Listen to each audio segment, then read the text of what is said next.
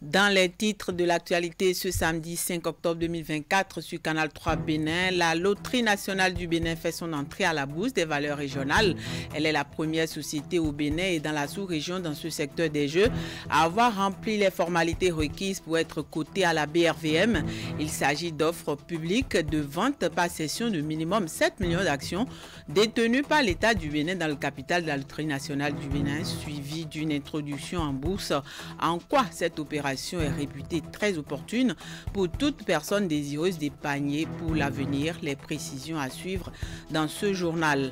Fin de la revue annuelle du secteur de la justice béninoise. Les travaux ont mobilisé au Palais des Congrès de Cotonou des acteurs venus de toutes les instances juridiques. Bien de sujets ont meublé ce rendez-vous de 2 jours dont le but est de renforcer l'état de droit et moderniser le secteur de la justice au Bénin. Et puis l'Organisation mondiale de la santé rapproche davantage ces interventions des populations à la base. En effet, ce vendredi, il a été procédé à l'inauguration de son sous-bureau pour les départements du Nord du Bénin à Parakou. La cérémonie a été couplée avec le lancement officiel de la stratégie coopération pays-OMS Bénin 2023-2027.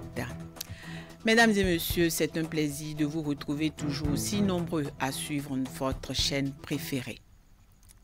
La Loterie nationale du Bénin fait son entrée à la bourse des valeurs régionales. Elle est la première société au Bénin et dans la sous-région dans ce secteur des jeux à avoir rempli les formalités requises pour être cotée à la BRVM. Il s'agit d'offres publiques de vente par cession de minimum 7 millions d'actions détenues par l'État du Bénin dans le capital de la Loterie nationale du Bénin, suivie d'une introduction en bourse. En quoi cette opération est réputée très opportune pour toute personne désireuse d'épargner pour l'avenir? Je vous propose de suivre Roselyne Abbé, directrice générale de EDC Investment Corporation, et Sarah Penou, conseillère technique aux finances du ministre de l'économie et des finances. Alors, c'est une offre publique de vente, donc comme son nom l'indique, elle est adressée au grand public. Ça aurait pu être une offre privée, mais elle est publique, donc elle s'adresse à tout le monde, aussi bien personnes physiques comme vous et moi, que personnes morales comme des entreprises. C'est une opportunité d'épargne parce que aujourd'hui, le marché boursier est également un moyen de pouvoir faire de l'épargne. Donc, on a l'opportunité aujourd'hui d'acheter des actions d'une société, de les conserver pendant un certain nombre d'années. Et le fait d'acquérir ces actions nous donne droit à certains avantages. Je dirais déjà, détenir une action, vous êtes copropriétaire d'une société.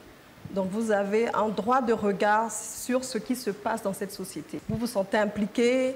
Quand vous voyez dans la ville des publications sur la société, vous pouvez dire avec fierté « Ah, moi j'ai une action de cette société ». Alors donc il y a déjà ça, donc cette appartenance, ce droit qu'on a de dire que nous sommes propriétaires et d'ailleurs qui vous donne un droit de vote au moment de l'Assemblée générale.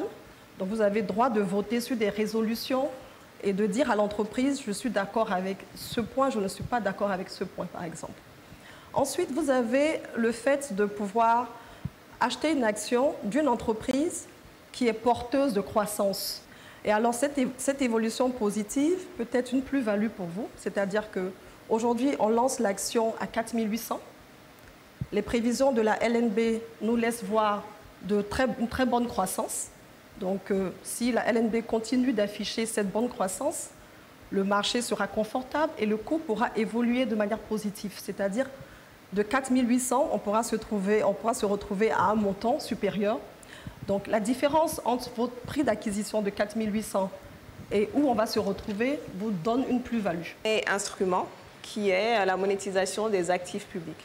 Monétisation des actifs publics, ça peut être vente de terrain appartenant à l'État, comme vente d'actions d'entreprises publiques. Et c'est dans ce cas de figure-là que nous nous situons aujourd'hui. Il est important de savoir que l'État, tout État, a gagné à faire de la diversification de ses sources de financement.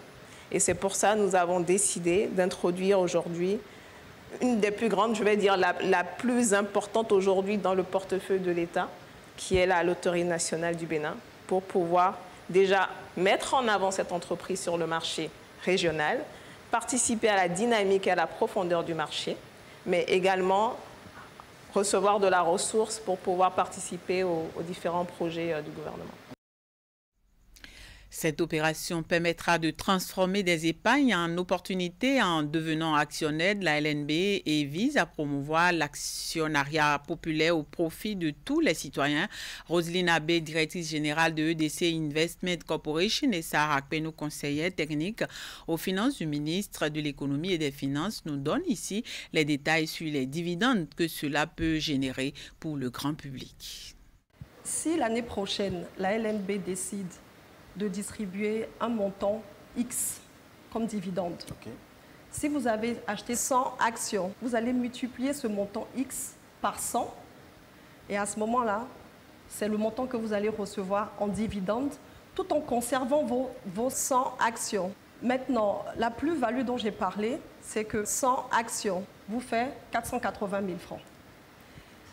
Si les choses se passent telles que prévues, et nous y croyons, tel que prévu par la LNB, vos 480 000 francs que vous allez avoir à partir du 7 octobre, puisque c'est l'ouverture des souscriptions le 7, pourraient valoir X fois dans quelques temps. Donc ça pourra aller à... Je n'aime pas trop m'avancer sur les chiffres parce qu'on est sur un marché des actions. Donc la valeur du portefeuille pourra aller à 500 000, par exemple, pour ne pas être très ambitieux. Mais je pense bien qu'on ira au-delà. Donc voilà un peu les deux notions de dividende et de plus-value. Alors cette introduction en bourse est censée démarrer le 7 octobre, donc lundi prochain.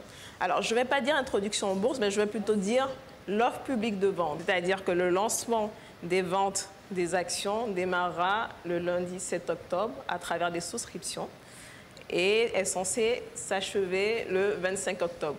Seulement que nous avons déjà de l'engouement venant de beaucoup d'acteurs du marché, donc nous envisageons une clôture par anticipation. J'aimerais inviter tout investisseur, qu'il soit béninois ou étranger, à venir prendre part à la vie et à l'actionnariat de la Loterie nationale du Bénin, qui est une entreprise qui a fait de très très belles performances et qui annonce de belles perspectives. Pour les Béninois, il est clair que cette opération revêt deux intérêts particuliers. D'une part, en étant béninois, on bénéficie des dividendes issus de cette entreprise locale, mais d'autre part, on contribue activement au développement de notre pays. Pour les investisseurs, c'est un moyen de pouvoir diversifier son portefeuille financier et c'est un moyen également de pouvoir s'ouvrir à d'autres entreprises. Il est important pour moi d'insister sur un aspect. Cette opération consiste à faire de l'actionnariat populaire. Donc, cette opération est pour tous les Béninois, sans exception. Qu'on soit commerçant, qu'on soit entrepreneur, qu'on soit cadre, c'est-à-dire employé, mais qu'on soit agriculteur, soudeur, cette opération s'adresse à tous. Et il est important de le dire parce que c'est pour pouvoir rémunérer l'épargne de toute la population béninoise. Il n'y a pas de minimum, il n'y a pas de maximum. Donc chacun peut venir acquérir ce que sa poche lui permet de prendre. Le président de la République, Patrice Talon, et son homologue français Emmanuel Macron ont procédé ce jeudi 3 octobre 2024 à la conciergerie de Paris à l'inauguration de l'exposition itinérante d'art contemporain du Bénin. En effet, le Centre des Monuments Nationaux à Paris accueille du 4 au 5 janvier 2025 l'exposition itinérante dénommée Révélation art contemporain du Bénin. Les chefs d'État béninois et français ont découvert dans les murs de ce haut lieu de l'histoire française une centaine d'œuvres illustrant toute la richesse et la vitalité de la scène artistique béninoise et de sa diaspora. Les détails de cette soirée inaugurale dans ce récit avec Maël Leroux-Belot. C'est un rendez-vous artistique qui réunit Patrice Talon et Emmanuel Macron. L'exposition itinérante Révélation art contemporain du Bénin. Un événement qui révèle le talent artistique et créatif d'une quarantaine d'artistes à travers une centaine d'œuvres exposées. Cette exposition met en relief l'histoire millénaire du Bénin associée à son expression artistique contemporaine. Les artistes exposés ont puisé leur inspiration des racines profondes de l'ancien royaume de Dahomey qu'ils proposent à travers divers médiums peinture, sculpture, photographie, installation, vidéo et performance. L'originalité et la diversité des formes exposées font de l'exposition une véritable immersion dans la dynamique créative du Bénin. Patrice Talon et Emmanuel Macron ont parcouru avec admiration les différentes œuvres aux côtés d'une forte délégation composée d'acteurs culturels venus de divers horizons. Cette exposition itinérante a débuté en 2022 à Cotonou au Bénin, lors de l'événement marquant la restitution des 26 trésors royaux du Bénin par la France. Après des escales au Maroc et en Martinique, l'exposition Révélation Art contemporain du Bénin arrive à Paris pour offrir pendant 3 mois au public français et international une rencontre avec les nouveaux talents de l'art béninois. Cette exposition révèle la vitalité de la scène artistique béninoise et sa richesse qui conjugue passé et présent, mais aussi héritage et innovation.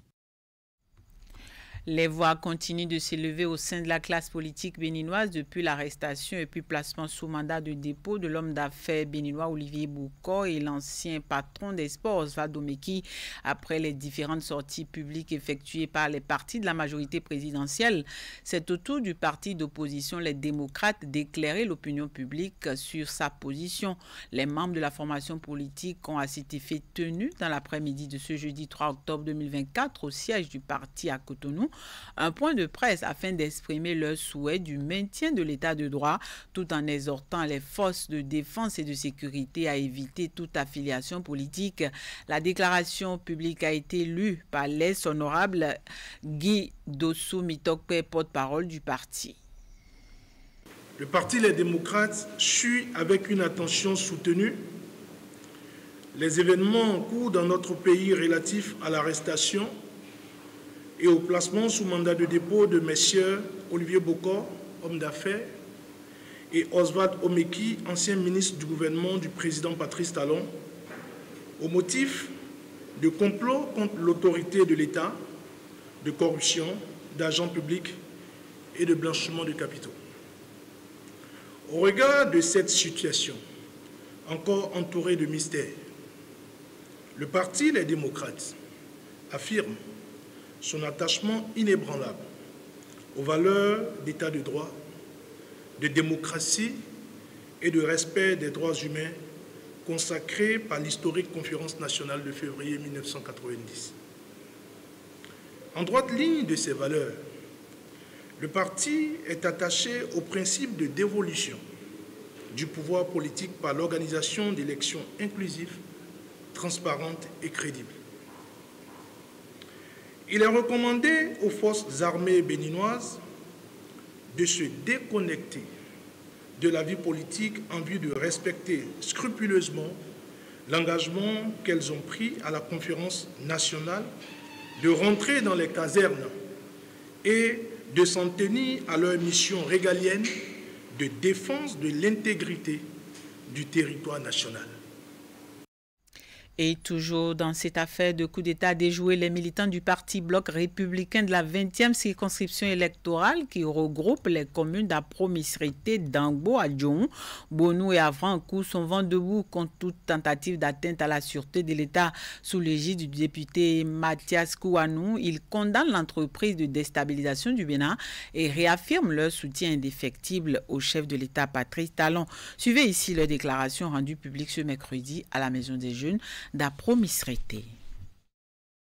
C'est avec un grand regret et pincement au cœur que nous tenons à exprimer devant vous, chers responsables du parti du Bloc républicain de la 20e circonscription électorale, la présente déclaration pour apporter notre soutien indéfectible au président de la République, chef de l'État, chef du gouvernement, son Excellence Patrice Talon, et à l'ensemble des institutions de la République suite au coup d'État manqué le 24 passé qui a tenté de déstabiliser notre cher pays, le Bénin, à le mettre à genoux et à semer le chaos.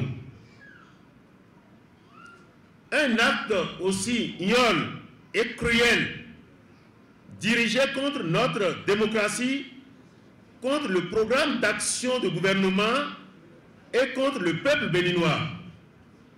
Ce qui constitue une attaque contre les valeurs fondamentales qui unissent notre nation. La tentative de renversement du pouvoir d'État, des institutions légitimes, est non seulement un acte criminel, mais également une trahison contre les principes fondamentaux de notre peuple souverain et de notre nation. Face à une telle menace, le Bloc républicain de la 20e circonscription électorale et tous ses composants condamnent fermement cette tentative de déstabilisation qui aurait dû plonger le Bénin dans le noir, dans l'obscurité. Cet acte criminel est inacceptable et contraire à la volonté du peuple, à l'esprit du paix, de justice et de liberté. La démocratie béninoise est chèrement acquise au prix de lourds efforts consentis et nous avons l'obligation de la préserver. C'est pour cela que toute la coordination du Bloc républicain des 7 communes de la 20e circonscription électorale réaffirme son soutien total à son Excellence, le président Patrice Talon, à tout son gouvernement, aux institutions républicaines et aussi à son leadership éclairé grâce auquel le Bénin continue d'avoir une bonne réputation au plan international et fait l'admiration du monde entier. Nous saluons également la bravoure et la stratégie de nos forces de défense et de sécurité qui ont pu déjouer avec professionnalisme cette tentative de coup d'État pour protéger la République et préserver l'ordre constitutionnel. Que le ciel, la terre et les membres de nos ancêtres protègent la République du Bénin et son président.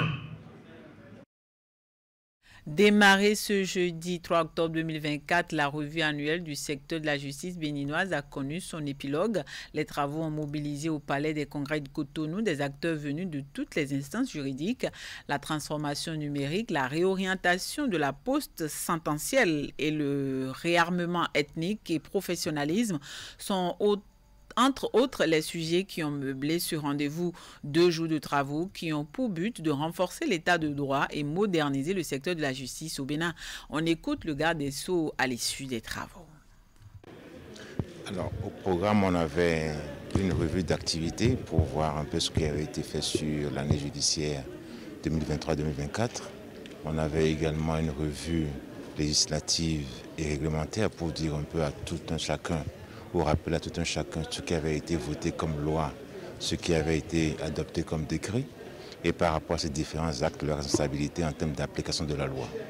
Et enfin, on avait une activité de rappel, de recommandations et de redevabilité par rapport à ce qui a été mis en œuvre pour que chacun se sente concerné par rapport aux différentes politiques qui sont mises en œuvre, par rapport aux différentes actions qui sont entreprises et pour avoir une adhésion complète de tout un chacun à l'œuvre qui est entreprise. Alors, la politique zéro enfant en prison est un engagement qui a été pris par le gouvernement du Bénin au nom de l'État du Bénin devant le Conseil des droits de l'homme. Et nous nous œuvrons à faire en sorte que cette politique-là soit une réalité. 0 enfant en prison ne veut pas dire qu'il n'y aura pas, je vais dire, de mesures de correction lorsque l'enfant sera en faute. Simplement de dire que le milieu pénitentiaire tel qu'il est connu aujourd'hui n'est pas adapté pour les enfants. Et donc nous allons avoir une autre modalité de correction, une modalité de répression des infractions commises par les enfants. Et donc une modalité de prise en charge de la sanction pénale contre les enfants. La ministre des Affaires sociales et de la microfinance a procédé ce jeudi au lancement officiel de la 3e édition des Journées scientifiques des sciences de la santé. C'est une initiative de la Faculté des sciences de la santé FSS dont les travaux se déroulent au champ de froid de Cotonou sous le thème « La FSS face aux défis sanitaires contemporains ». Plusieurs activités sont au programme de ce rendez-vous scientifique du donner et du recevoir. Le compte rendu de la cérémonie d'ouverture de ces journées avec Ouliat Sanoussi et Henri Ganti. Les 3e journées scientifiques des sciences de la santé s'ouvrent ici à la Faculté des sciences de la santé FSS. Un rendez-vous scientifique de 5 jours qui mobilise divers acteurs du monde sanitaire. Les 3e journées de la FSS constituent un moment privilégié de réflexion, de partage et d'innovation pour notre faculté et pour l'Université d'Abomey-Calavi. Le thème de cette édition, la FSS face aux défis sanitaires contemporains, reflète non seulement les préoccupations actuelles de notre faculté, mais également celles de notre pays et de la communauté internationale. La santé est un domaine en perpétuelle mutation et il est de notre devoir, en tant qu'acteurs académiques et professionnels, de nous adapter, d'innover et de préparer l'avenir avec rigueur et détermination. Ces journées sont une illustration éloquente de notre engagement à contribuer au développement des solutions innovantes face aux défis sanitaires contemporains. Au lancement des travaux, la ministre des Affaires sociales a salué les efforts déployés par la FSS dans l'organisation de ces journées, mais également dans leur contribution au renforcement des capacités des professionnels de santé. Au-delà du thème, la FSS face aux défis sanitaires contemporains, 4 sous-thèmes seront abordés au cours des assises. Les maladies à potentiel épidémique, la collaboration interdisciplinaire, le rôle des pharmaciens dans la promotion de la santé et la qualité de la nutrition. Ces défis sanitaires, ou du moins la riposte à ces défis sanitaires, exigent de nous un appel à la pluridisciplinarité pour mieux les cerner et les lever. C'est donc à juste titre que ces journées scientifiques des sciences de la santé abordent des thématiques qui sont en lien direct avec les missions du ministère des Affaires sociales, car la santé est un pilier fondamental du bien-être social et du développement durable. Plusieurs activités sont prévues dans le cadre de ces journées scientifiques, entre autres des consultations médicales foraines gratuites au centre de santé de Lokpodji à Soava, des conférences grand public, des campagnes de dépistage gratuit de l'hypertension artérielle, du diabète, de la drépanocytose et autres maladies. Je ne saurais conclure sans souligner l'importance des partenariats multisectoriels dans la réponse aux défis sanitaires contemporains. Le gouvernement du président Patrice Talon est résolument engagé à soutenir ces collaborations pour assurer une prise en charge globale des problématiques de santé dans notre pays. La conférence inaugurale animée par professeur Abdourahmane a porté sur le rôle de la FSS face aux défis sanitaires. Tout en leur souhaitant d'excellentes réflexions durant ces journées, Véronique Toyi-Fodé encourage les congressistes à participer activement aux discussions. Et ce, pour faire avancer leur compréhension commune des enjeux sanitaires et trouver des solutions adaptées au contexte béninois. L'Organisation mondiale de la santé OMS rapproche davantage ses interventions des populations à la base. Ce vendredi 4 octobre 2024 qu'il a été procédé à l'inauguration de son sous-bureau pour les départements du Nord du Bénin à Parakou. La cérémonie couplée avec le lancement officiel de la stratégie de coopération pays-OMS Bénin 2023-2027 a rassemblé plusieurs acteurs dont le ministre de la Santé et le professeur Benjamin Ompati, le représentant de l'OMS au Bénin, Dr Kona Kwame Jean, la coordinatrice du système des Nations Unies au Bénin, Aminata Sarr, les directeurs départementaux de la santé du Borgou, de la Libouri, de la Donga et de la Takora, ainsi que des partenaires techniques et financiers. L'objectif de l'OMS à travers cette stratégie est d'offrir aux populations à la base des soins de santé efficaces pour la lutte contre la mortalité infantile, néonatale et maternelle. Suivez ici pour plus de précisions le reportage de Epiphane Chabi et de Sokrata Dantolé. 2 événements majeurs célébrés par l'Organisation mondiale de la santé à Parakou ce vendredi 4 octobre 2024. Il s'agit du lancement de la stratégie de coopération entre l'institution onusienne et le Bénin de la période 2023 à 2027 et l'inauguration de son sous-bureau à Parakou pour la couverture des 4 départements du Nord Bénin. La stratégie de coopération 2023-2027 s'inscrit dans la continuité des actions déjà entreprises par l'organisation au Bénin et s'articule autour de 4 axes majeurs. Des axes qui incarnent les priorités nationales et les objectifs de développement durable. La stratégie de coopération et l'ouverture du bureau de Parakou représente une avancée majeure dans notre partenariat avec le Bénin. Ensemble, nous avons déjà accompli beaucoup, mais je suis convaincu que ce n'est que le début d'un chemin encore plus ambitieux. En ce sens, le lancement de cette stratégie de coopération de l'OMS et l'inauguration de ce sous-bureau à Parakou s'inscrivent dans une dynamique plus large d'unité d'action où chaque agence contribue à la réalisation des objectifs nationaux avec une synergie optimale. Ce bureau, en couvrant les 4 départements du nord du Bénin, permettra une intervention plus proche des réalités locales et renforcera notre capacité à répondre de manière plus adaptée et plus efficace aux défis sanitaires spécifiques de ces régions. L'inauguration du sous-bureau de l'OMS à Parakou et le lancement de la stratégie de coopération avec le Bénin témoignent des bonnes relations qui existent entre le Bénin et l'organisation et confirment également l'engagement des 2 parties d'améliorer substantiellement les soins de santé aux populations béninoises. La cérémonie de ce jour apporte donc à notre secteur 2 bonnes nouvelles. Le rapprochement de l'appui technique et financier de l'OMS vers le nord du pays, qui certainement permettra d'accélérer les procédures précédemment mises en œuvre depuis Cotonou, et le renforcement de notre capacité de prise en charge des lésions précancéreuses. Le gouvernement du président Patrice Talon s'emploie à mettre à votre disposition des services de santé de qualité. Je voudrais vous inviter à les utiliser judicieusement.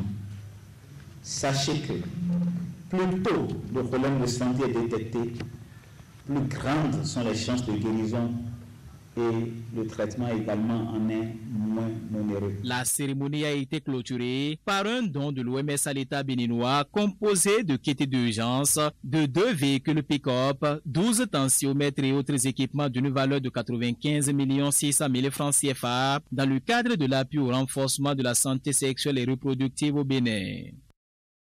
Retour à Cotonou où la société de gestion des déchets et de la salubrité en partenariat avec la Fondation Rubin lance la phase B du programme d'éducation à l'éco-citoyenneté en milieu scolaire. C'est à travers un atelier de remise d'outils et d'informations aux responsables d'établissements tenus ce vendredi à Cotonou. Ce programme vise à éduquer les élèves sur les techniques de valorisation des déchets.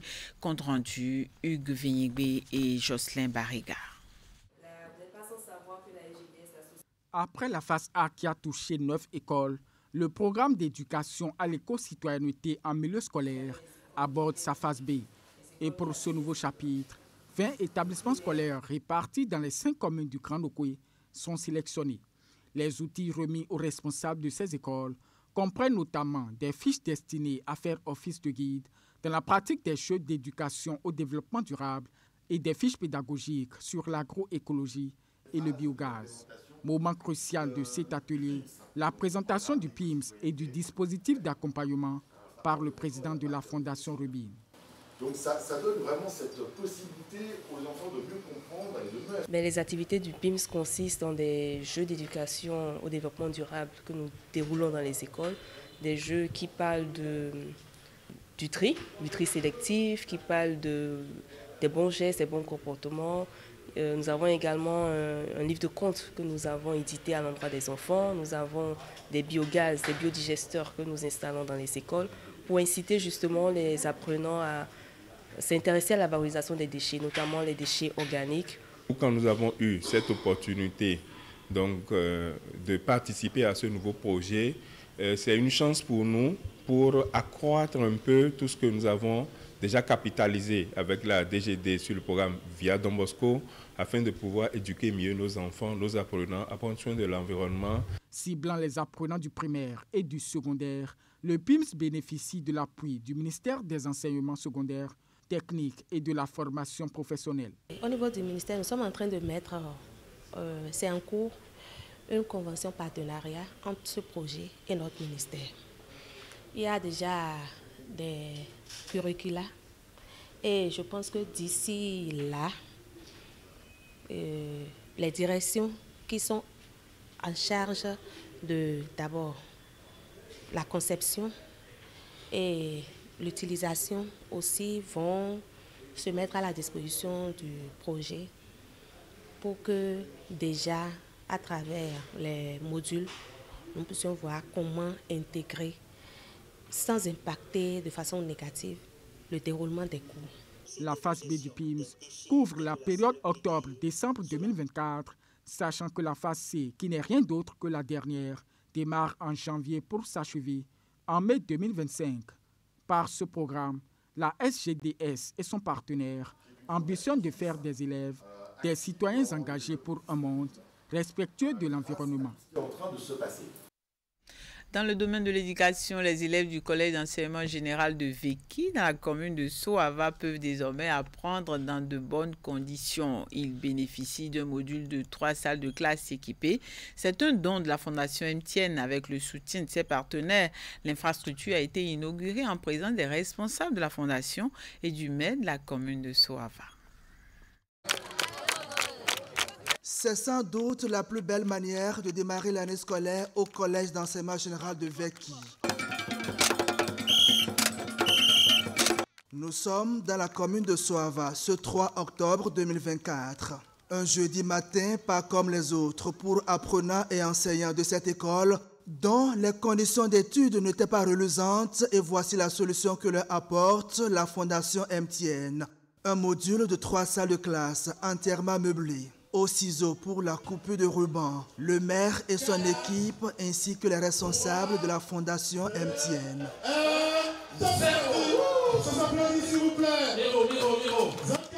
Il n'en fallait pas plus pour semer la joie dans le cœur des bénéficiaires. Notre joie est grande et nous vous en sommes reconnaissants.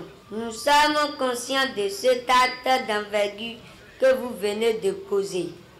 Je passe par là, surtout pour remercier le maire de la commune. Voilà un homme de pensée positive. Je remercie le maire, il m'a dit, ils viendront. Voilà, il a passé par tous les moyens. Voilà ce joyau qu'ils nous ont réalisé. Un bon cadre d'études, mais aussi de fournitures scolaires pour alléger les charges aux parents d'élèves. L'action de la Fondation MTN est complète. Elle cadre bien avec la vision du maire André Todier dans sa politique de promotion de l'excellence en milieu scolaire dans tous les arrondissements de la commune de Soava. En investissant dans l'éducation, nous préparons non seulement les personnes pour l'avenir, mais nous contribuons également au développement durable de nos communautés. En investissant dans ce collège, vous investissez dans l'avenir de nos enfants et dans celui de notre communauté. Nous croyons fermement que chaque élève a le potentiel de réussir et de contribuer positivement à la société. Notre mission est de leur fournir les outils et des opportunités nécessaires pour atteindre cet objectif. Créé en 2011, le CEG Veki, malgré les conditions d'études pas trop faciles, enregistre des performances non négligeables au terme des examens de fin d'année scolaire. L'érection de ce bloc jaune-noir réjouit toute la communauté et c'est à juste titre que le maire délivre un certificat de reconnaissance à la directrice de MTN Bénin. Par la remise de ce collier, elle est faite désormais princesse de la cité lacustre de Soava. Ainsi se résume l'actualité ce soir sur Canal 3 Bénin. Toute l'équipe de préparation, à savoir journalistes et techniciens Pamava, vous remercie de nous avoir suivis. Restez en compagnie de nos programmes. Avec l'aide de Dieu, moi je vous retrouve demain dimanche. D'ici là, portez-vous bien.